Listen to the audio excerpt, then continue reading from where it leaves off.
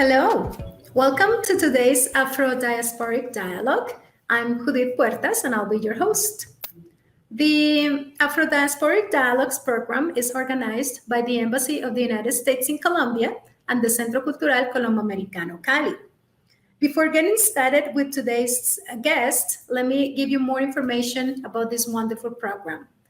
Throughout 2021, the Centro Cultural Colombo Americano in Cali, with the support of the U.S. Embassy in Bogotá, celebrates the achievements and contributions of African Americans and Afro-Colombians in the fields of arts, education, leadership, and entrepreneurship. This program encompasses art exhibitions, discussion panels, and talks with experts from Colombia and the United States. Today's special guest is Joy Bivins, director of the Schomburg Center for Research in Black Culture at the New York Public Library. Joy, before joining the Schomburg Center, served as the chief curator of the International African American Museum in Charleston, South Carolina. She provided content and design oversight for its inaugural exhibitions. Prior to the International African American Museum, Joy was the director of curatorial affairs at the Chicago History Museum, where she oversaw and managed its team of curators and historians. Joy began her career as exhibition developer of Chicago History Museum's Teen Chicago project. Her previous shows have included Amplified Chicago Blues in 2018, Remembering Dr. King, 2018, Inspiring Beauty, 50 Years of Ebony Fashion Fair in 2013, and Facing Freedom in America in 2010. Joy received her master's degree in African Studies from Cornell University and received her bachelor's degree in History and African and Afro-American Studies from the University of Michigan. Joy, what a pleasure having you with us today in this conversation. Thanks for accepting this invitation. We know that you have a very busy agenda, so we really appreciate your being with us today. It's my absolute pleasure to join you this afternoon. Thank you. Okay, you're very welcome. So Joy, we understand, that you are very involved in the work done at the Schomburg Center for Research in Black Culture at the New York Public Library. Yes. Could you please tell us a little bit more about the work you do there and the history of this center? Sure.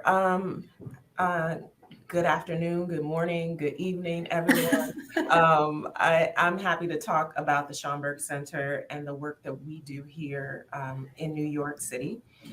We are located in Harlem, uptown New York, which is at this point a very historic Black neighborhood, African American, Afro-Caribbean. All of the diaspora converges here in Harlem. And this particular center, the Schomburg Center, is home to collections that represent Black achievement, Black history, Black culture. And we do so in a way that covers the entire diaspora. So the United States, the Caribbean, South America, Latin America, and Africa. We have collections that represent the history of Black people throughout the world, and really not just history, but culture. So we also have books, and we have the papers and archives. We also have photographs and prints, as well as a division of art and artifacts, which are fine arts, applied arts, textiles, posters, and our most recent division of collecting is in moving image and recorded sound. So we also have all kinds of formats of video and sound recordings that reflect the experiences of Black people throughout the world. So the Schomburg Center dates back to 1925. It was started as the Division of Negro Literature, History, and Prints, which was a special collection of the 135th Street branch of the New York Public Library. So that branch, which was opened in 1905, was really to to address the growing Black population here in Harlem, or that division, that special collection was opened to address a growing Black population. And in 1926, the New York Public Library acquired the collection of Mr. Schomburg, Arturo Alfonso Schomburg. And he was a bibliophile, a collector, a lover of all things diaspora, African diaspora. So he collected books and etchings and papers, and he had amassed a collection of about 10,000 items. And in 1926, the New York Public Library acquired his material. Mr. Schomburg then went on to become the curator of what wasn't called the Schomburg Center at the time, but the Division of Negro Literature, History, and Print, so this special collection. And he was curator from 1932 until his death in 1938. In the 1940s, this special collection became the Schomburg Collection. The Schomburg Collection was still, however, within the New York Public Library as a branch library. We didn't become a research library, which has a very different population, a very different function than a branch library here within the New York Public Library system, until the 1970s. And at that time, we really increased our collecting. And so today, the Schomburg Center holds 11 million objects or 11 million items in its collection that represents the history and culture of Black people throughout the world. Very impressive. It is impressive. What a number. And it's very interesting, the variety, you know, so you mentioned you have textiles, prints, books.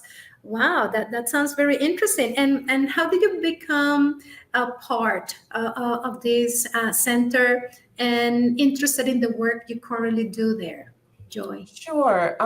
Well, most of my career has been spent in museums, which another cultural sector. I've always been part of the cultural world. And even during my graduate studies, I came to the Schomburg Center to do research. So I was familiar with the Schomburg Center, even though I went back and worked for museums in Chicago and then in South Carolina. And so the opportunity presented itself really only in 2020 to work for the Schomburg Center. And I came here to be the head of collections. So my first role here at the Schomburg was as the associate director for collections and research services. So I was basically in charge of the special collections and library functions of the center. And then just this June, I assumed the role as director of the Schomburg Center. So while I've been here only a little bit over a year, I've known about the Schomburg Center for over 2 decades, and had experience within the collection, minimal experience within the collection. But the work of really looking at the history of Black people has been something that I have done throughout my collegiate career and then into graduate school, because I was fascinated in college that you could just study Black people. And so I wanted to do that. And while the first part of my career was not necessarily spent in institutions that only looked at African Americans or people of African descent, the lens through which I do everything has always been, well, how do Black people fit into this larger story? And what are they contributing to the larger story, whether that's US history or whether that's global history? And so the idea of telling those stories has been very important to me since I started my work.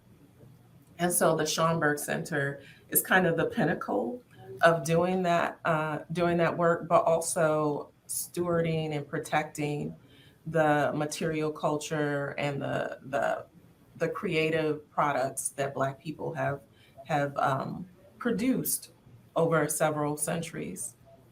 I understand, Joy. So definitely there's an emotional attachment, okay, to the center from your part. Yes, Yeah, absolutely. for a Mhm. long time, for a long time. What's your favorite thing of your work? Favorite thing of my work? Well, my work is very diverse, and I think that's my favorite thing. So there's never going to be like, oh, I'm just doing this one thing today. Um, I talk to folks like you.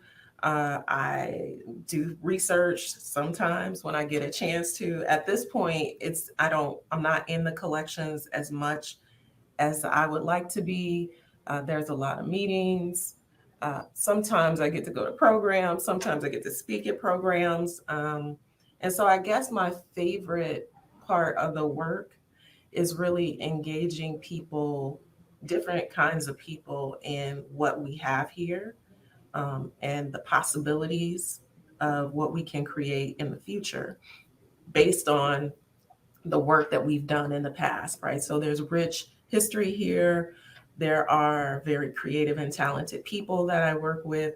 And so the most exciting thing right now is really that I get a chance to plot the future of the Schomburg Center with all of the creative and capable folks that I work with.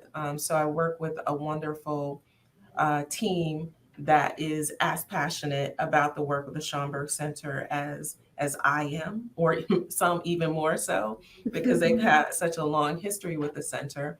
And so I'm very excited about what is forthcoming, what we'll be able to do, what we've been able to do, even though we're in a pandemic, we've still been able to serve our collections digitally to all of our patrons.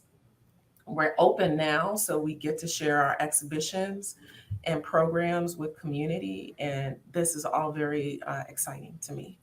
I see. Speaking of the pandemic, okay, considering that you Mm. join like the Schomburg Center with this position that you have as head of collections, right? Hmm. Yeah, and what changes or what accommodations or what kind of mm, work did you have to do in order to adapt, okay, to the new reality?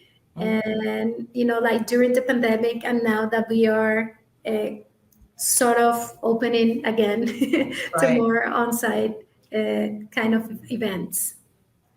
Well, during the pandemic, my colleagues and I really had to pivot to the digital, which was something I think that all kind of cultural sectors or cultural organizations have been having conversations about for at least the last decade, at least as long as I can Yeah. remember. We've been talking about going digital, everything's going to be online. And now, when we had to close our doors physically, we really had to make that a reality. So, folks here were working really hard to create systems so that we could still share the vast riches of our collections with researchers who could not make it into the building. And so not only were we delivering materials digitally, which meant that we had to we had to scan things and then send them off via email. But we were also having programs uh, online. So virtual programming still went on. We turned our exhibitions, which are physical experiences or in person experiences, we took those online so that folks could see what the work that had been done thus far, so that you would still have a connection to the Schomburg Center, even though you couldn't come to the Schomburg Center. And the reality is that even though we're back in person, we don't know what's going to happen. We hope that we will continue to be able to open more fully, and that at some point we'll get back to some normalcy or some sense of what was before the pandemic. But we still are very much committed to kind of a hybrid model where, most of the things that we can do in person, we will. But if we have to pivot again, now we have the tools and the platforms to do so. And the fact that we went virtual meant that we could meet people online or in the digital space that we couldn't necessarily engage here. So folks who are farther away from us become closer to us in this space. So this conversation, even that we're having, is not foreign. This is a reality.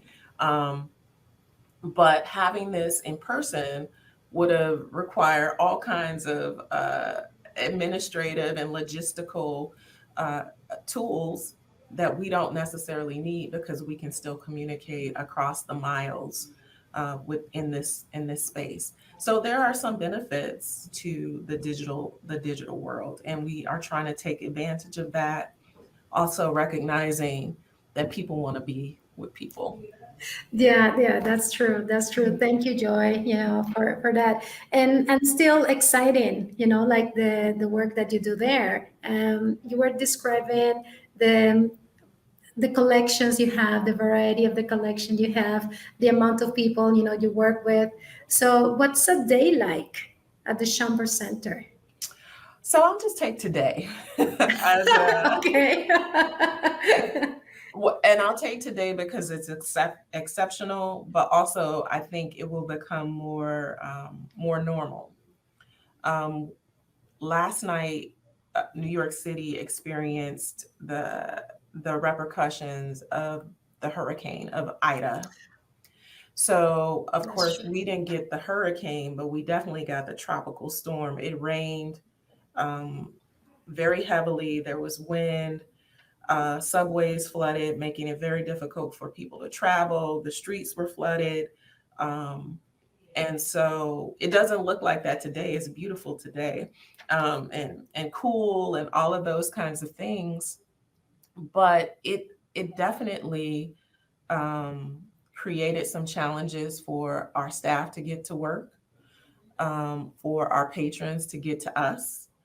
And what we have to do is respond, right? So we have a later opening date, a later opening time. One, because we had to secure the building and make sure the collections that are here were safe. Two, because the building always has issues. All buildings do, particularly when there's a heavy rain that we're not necessarily used to. But this is becoming more of our reality. It's happened a few times this summer where collections could be at risk, where the building, water is coming in through the bathrooms or what have you. So while it would seem like most of my day would be like having these wonderful and exciting conversations about history and culture, a lot of my day is making sure that the building is okay with facility staff, making sure that our visitors can get in to the space, because we have a lot going on outside of our building. We are in Harlem. It's a very bustling urban community, and there is a lot of activity outside. There are people selling things. There are people buying things. There are people just hanging out, right? So we have, there's the reality of the actual building and the building operations, which I had never been so enmeshed in, but that is part of my life now. And it was part of my life as the head of collections as well, because ultimately I'm responsible for the security of the collections along with the curators, but that's what we do. And so we see people, we have programs, we have a virtual program this evening, and we are seeing patrons this afternoon, and we're trying to make sure that the building is where it needs to be for all of these things to go on. I understand. Well, interesting, because it is true, like you would usually think, well, you would be in charge of the actual work with the curators, like maybe the exhibitions and talking to people about that. But yeah, there are some other things backstage that really matter, to keep the collection, like safe. Speaking of the collection, Joy, how does the center acquire the new items? that would become part of the collection? Because you mentioned at the beginning the history of the Schomburg Center, how it started, but what about the new items? How do you add them to the Yeah. current collection? So I rely very heavily on the suggestions of my curators. So if there are materials or objects or collections they want to pursue because they answer a question or they fill a gap, like I said, we have 11 million things. So we have some very large collections, some very small collections, things that were donated to us, things that we purchased. And we make decisions about what comes into the collection based on what we see as being a need. At this point, it really is how do we make this as comprehensive as we possibly can? How do we represent voices that were not necessarily collected in the past, or that we know we need because researchers have asked for it or expect it. And so sometimes we purchase collections, sometimes we're gifted collections. I prefer to be gifted collections. Obviously, It yeah. doesn't always work like that. And typically in this, again, pandemic time, if there's a collection of interest, you view it, a curator will go view it, along with a collection manager, just so we get a sense of what's the size, how are we going to move this, where is it going to go. That collection then goes through all these kind of legal stages so that we can secure ownership of the collection. It then comes into the building, whether it's this building or a more centralized location for the New York Public Library. And then we process it. So we may have a collection that's quite large. And before anyone can see it, we have to go through it, do a finding aid so that it is discoverable, so that people can actually use it. Because just a bunch of boxes, that's not helpful. Yeah. So we have processing archivists who make sure that our patrons can find it and that what is in it is documented properly, and therefore we can find it. So that's the process. And then, based on the material, I'm speaking specifically maybe of an archival collection, but if it's a painting, there's a different process for accessioning it or bringing it into the collection. But ultimately, it really is finding what we need, hopefully being able to purchase it if we can. Sometimes negotiating a gift.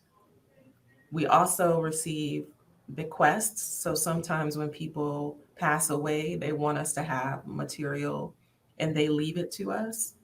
Sometimes we take it, sometimes we don't. Um, and then these things become part of the collection of the Schomburg Center and hopefully can be discovered. And now, we're really thinking through, so yes, we can collect it, but then how do we make it available? And often that's through digitization, either all of it or some portion of it, so that it can be so that you could find it in Colombia and somebody else could find it in Paris or what have you. So that's what we are doing. Thank you. Thank you so much. Joy, you mentioned something about like what you need, like you think about what you need and then you think about a way of getting it, Mhm. if it is gifted, better. But Yes. what determines what you need? I mean, do you keep into consideration the history behind it or maybe the vision of the Schomburg Center? What are those indicators? Is okay, definitely this is an item I need and Yes. it has to be in the collection. Yes. So, different directors and different curators have different visions for their collections as a whole or for their specific collections, right? So, our previous director was very much interested in kind of tracing this history of the Harlem Renaissance. And so a lot of the collections that we purchased or that we acquired fell into that line of thought.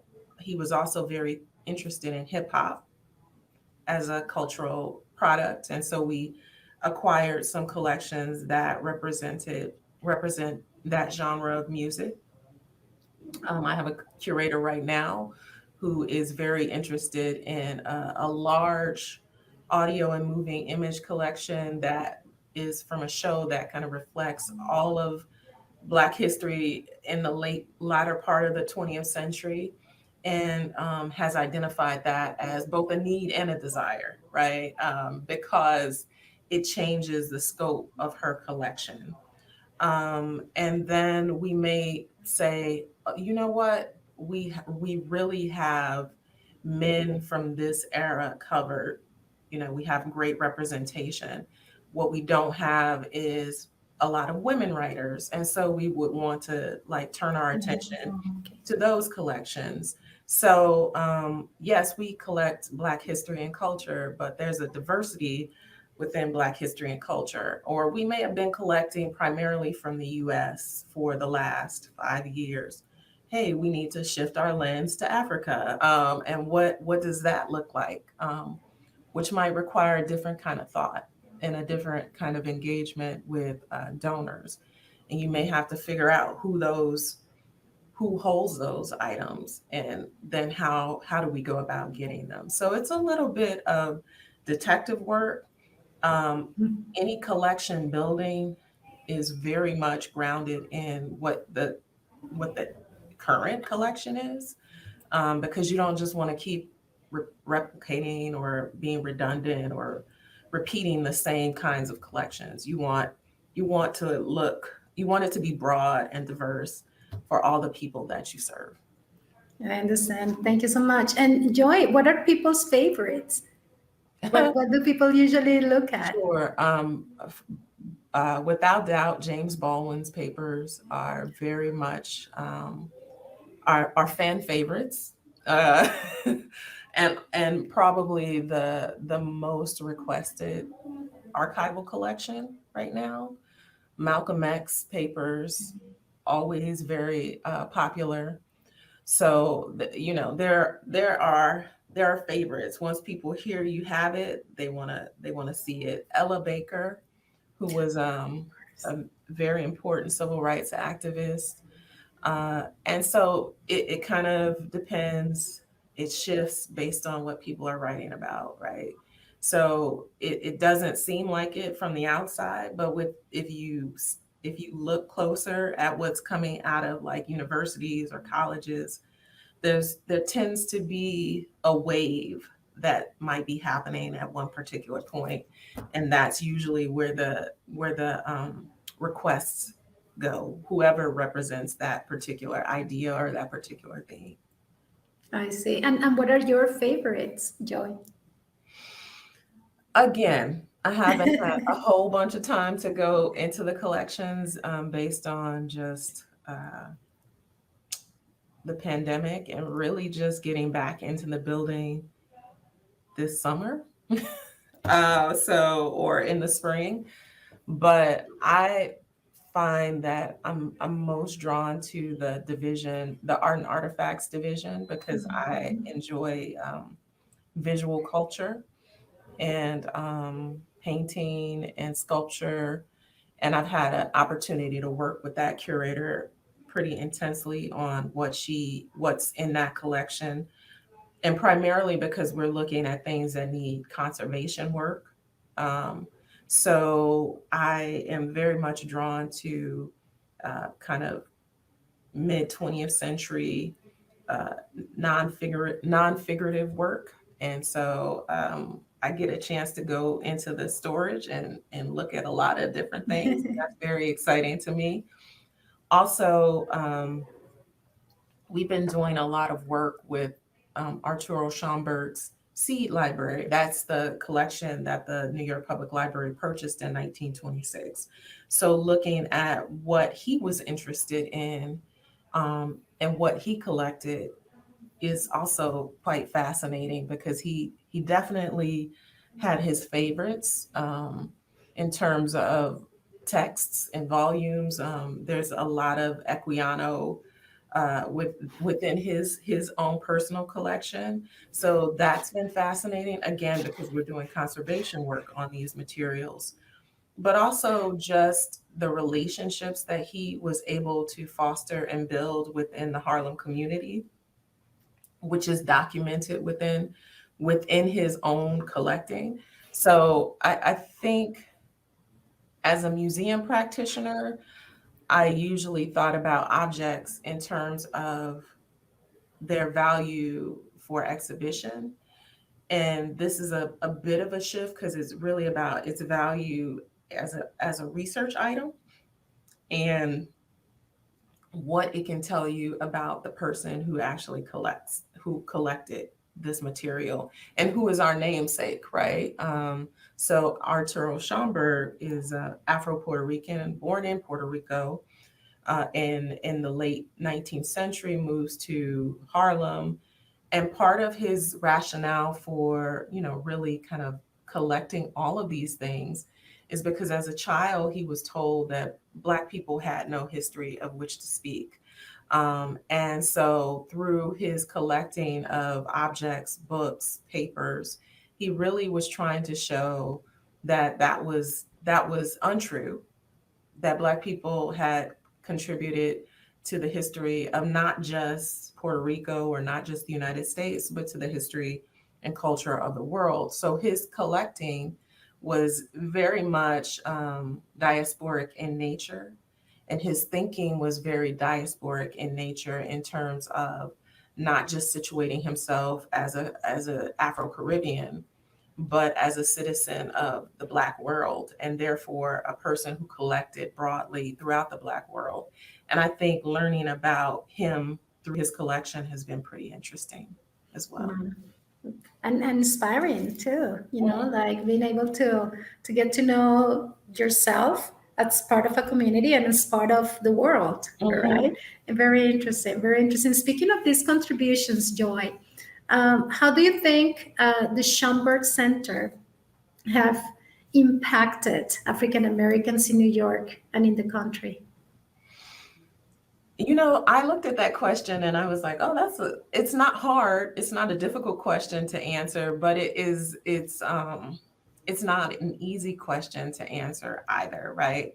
I think that the Schomburg Center or the work of this particular research library and the collecting and the work of the librarians historically here has very much informed the ways in which independent Black institutions were created, that response to in, sometimes our invisibility in places, in cultural institutions, and therefore we create our own, right? So I think in many ways, the Schomburg kind of serves as a model for the building of institutions, the building of collections, or the validation of our history and culture through the building of collections and collecting, the building of the archive, if you will. And so I think in terms of its impact locally and nationally, it really is serving as that model, that sustained model of collecting Black people's history and culture. In New York, in Harlem, it's a fixture and has been for almost 100 years. It is a place of both scholarship and research. It serves as kind of a community center. It serves as a place to come see programs, maybe hear music. When I hear tell that when we were really open, also, we had parties and gatherings and all kinds of events here. So it really is kind of this space where people coalesce or congregate within the Harlem community. And then for the larger national community, people come here, scholars come here from all over the nation to do their work. We have a fellowship program of long-term and short-term scholars, and they come from all over the United States, and sometimes they come from all over the world to do their research. I often receive emails asking for validation, or to let professors know that yes, they're going to be able to do their work here in the Schomburg Center from France, from other parts of the world. So I think the Schomburg's impact isn't just a local one, but that it's an international one. Thank you, Joy. Could you tell us a little bit more about those community programs and services that are unique to the center, to the Schomburg Center, and how they bring together the community? You mentioned, for example, like before the pandemic, how you would or people would gather there. That was their meeting point. What other programs? Could you please give us more information about that? Community programs or services that you offer there?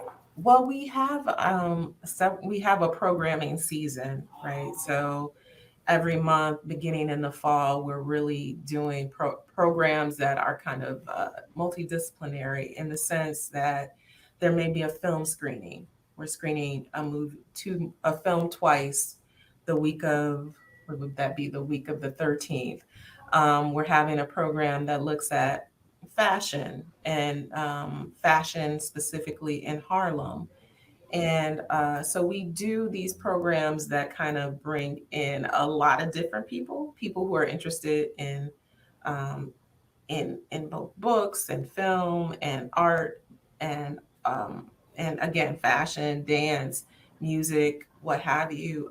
In the spring, we have a women's jazz festival, which is precisely what it sounds like. Female musicians who play jazz. We also have a literary festival in the summer. Well, it's now in the summer, that brings together authors who are writing across many thematic topics, all Black authors from different parts of the Black world.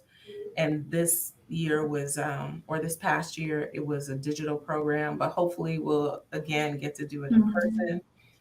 We have a shop here that sells the books that we talk about all the time, and especially promotes those authors who did their research here in the Schomburg Center. We also produce scholarship. We have a center called the Lapidus Center for the Study of Transatlantic Slavery. And so what they do is they have a conference which looks at different issues related to Black people's experiences during transatlantic slavery. And we produced a couple of books actually recently. So we do a lot of different things. And in terms of services, however, like I said, there's the meetings that happen here, the different groups that hold their monthly or bi-monthly meetings here at the Schomburg. There are those who think the only place I can do this program is at the Schomburg because of the facilities that we have here. We have a large auditorium that seats about 340 people. So we do all kinds of things across so many different disciplines. There are services that are offered more readily by the actual branch libraries. That's the circulating library where you can go in and take a book home. We don't do that, but we're connected to a library that does. So, we kind of have it covered on all fronts. So here is where you do your research and you come to the programs, and then the branch library is where you go do your homework and use the internet and print out your materials and all of that kind of stuff. So I hope that answers your question. It does. broad services. It does. It does. And considering that the center really has a very strong component of research in Black culture at the library, why do you think it is so important, to conduct research on Black history and culture, and what this is teaching, like people? That's a good question. I think, well, I kind of, it's a no-brainer for me to study Black history and culture. I think, oh, let's see, for Black people throughout the world, often we are told precisely what Arturo Schomburg was told back in the 19th century, that we didn't do anything, that we did not contribute. And I think that is a disservice to young people who are trying to assert themselves in the world, trying to find their place, trying to make sure that they have something to contribute to their communities, to their world. I think the study of Black history and culture, particularly for Black people, is a way for us to know who we are so that we can show up fully wherever we are, right?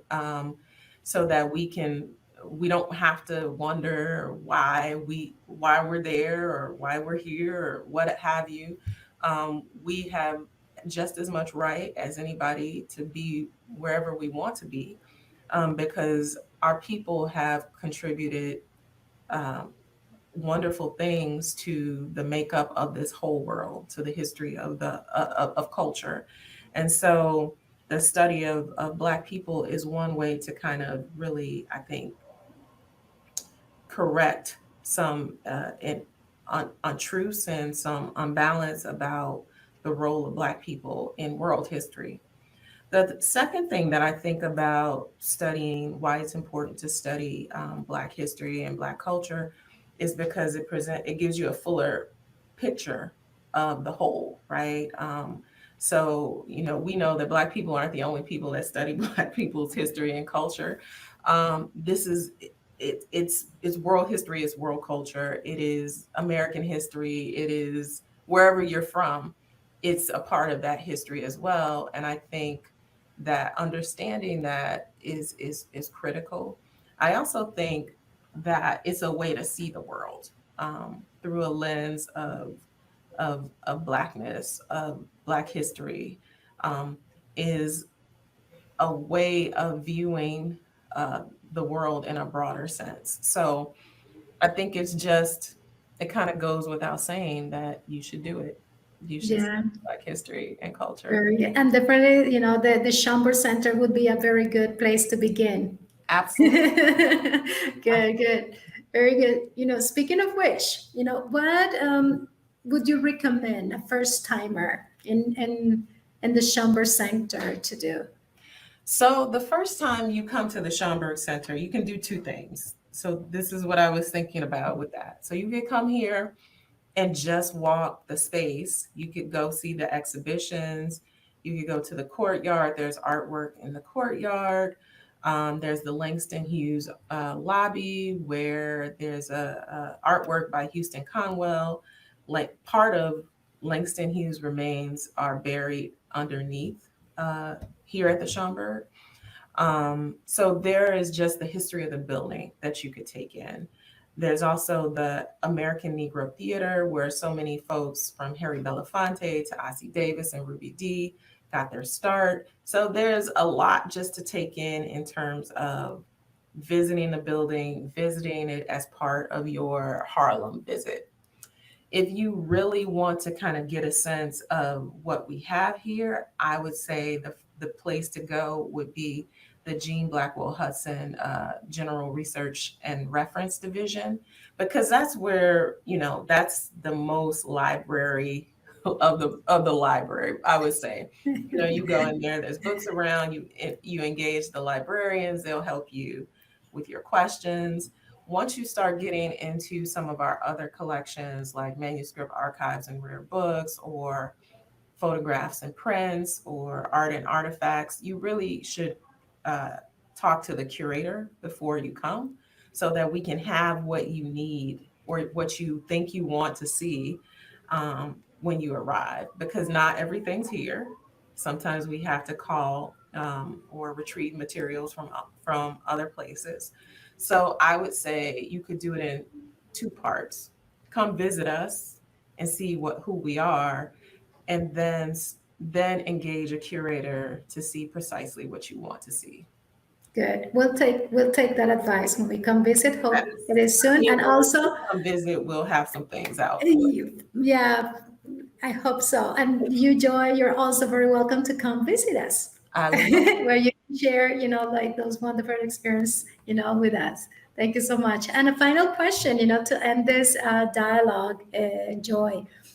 Do you have any recommendations for our audiences, like in Colombia and anywhere, where they are tuning, like through this channel, who might want to explore more about African American or African culture in general? What would be a good place to start if you were interested in exploring about this subject? So, I mean, again, because we're a research library and it can be kind of daunting to just go to our catalog and put in African American or African, you're going to get thousands and thousands of entries. And so then you'll just be like, oh, well, this is a lot. And it might be too much. I would say one of the things that we do here is, even before our programs went virtual, they're all recorded and they are all archived on our website. And therefore, you can go look at some of those programs or what the subject is and hit play and hear about it, as opposed to like trying to figure out everything at one time. Also, our website has some really wonderful digital resources for those who are kind of new to African American or Africana studies.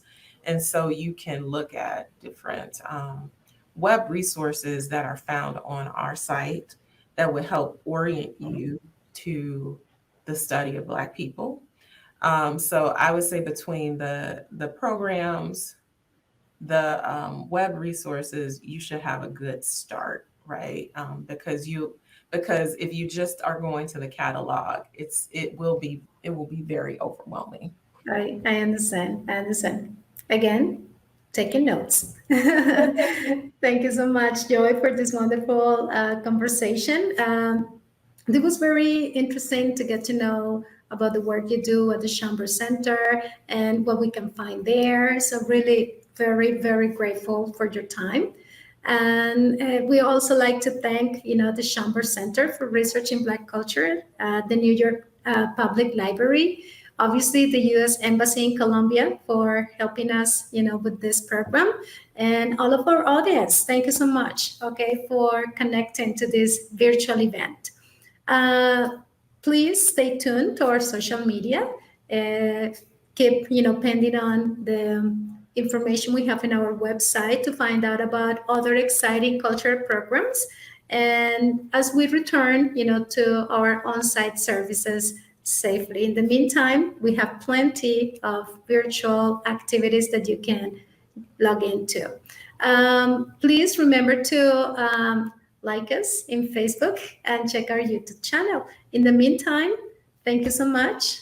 Once again, Joy, thank you so very much for your time. Thank you. And really hope you can join us sometime here in Colombia. You're very welcome. Very welcome, like here in Cali at the Urban National Center. And, we still have lots of experiences to share. To our audience, thank you. Bye.